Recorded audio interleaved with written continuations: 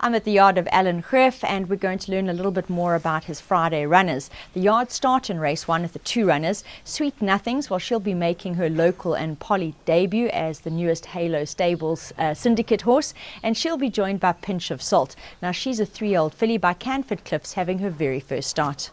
Morning, Nadine. Yeah, hopefully everybody's recovered from Christmas Day and ready to race on Friday.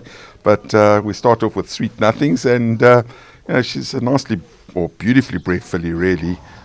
Filly that I think will take to the poly quite nicely. I think she's most probably going to be looking for more ground, but I think she'll run a nice race.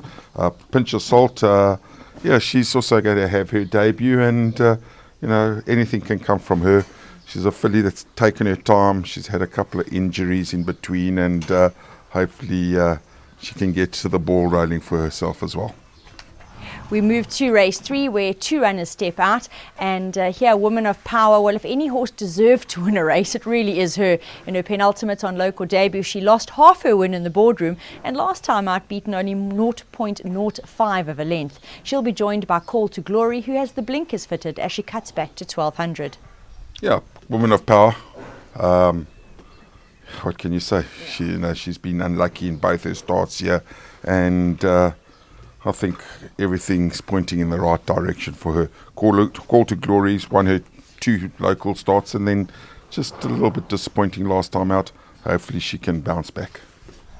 Walk on the Wild Side will run in race 4, and wasn't she the most impressive maiden winner on debut last time out when showing a very, very smart turn of foot. Once again, in a similar situation, she's unfortunately drawn wide. She'll be taking on male opposition, and she'll be up in class. So, Alan, she's got a whole lot more to do, but that was a win of merit in her last.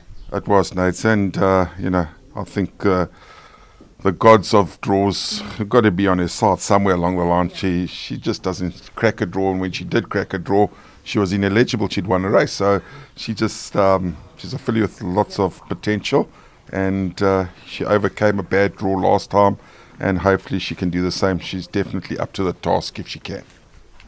2 runners in race 5. Here we will see Executor, definitely a fan of the poly, always about the action. And Cool Winter, he's certainly better than his recent form. So, Alan, I'm sure you'll be hoping for better from him.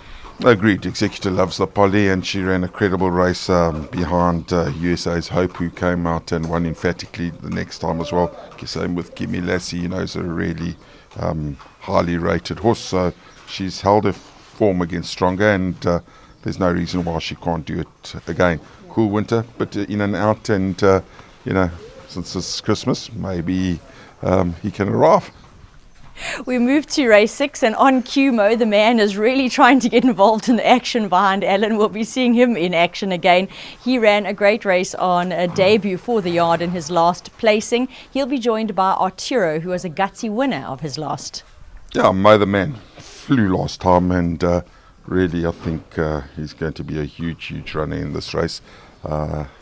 Really finished off his race well. Arturo won a good race last time, but he's up in class, and always competitive, never knows how to run a bad race, and is always there. The yard finished with the 3 runners in the feature of the day, which is race 7, the Fairview 1900, a non-black type event. And here the yard will step out East Coast, who really ran well on local and poly debut for them, finishing 2nd in his last start. They'll be joined by Street Art. I think draw a line through his last, not a run to judge him on. He can certainly do better than that if you look at his prior form. And Global Alley is going to appreciate being up to 1900. Yeah, it's a competitive field, and there's some really highly rated horses in the Eastern Cape at the moment. And East Coast ran a cracking race last time.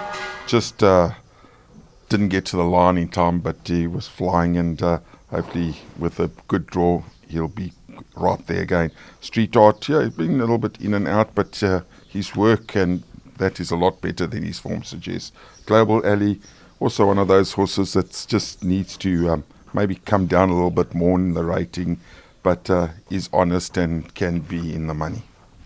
I think a summary there, if things go the way of the 3 runners, they certainly have chances at getting involved in the action.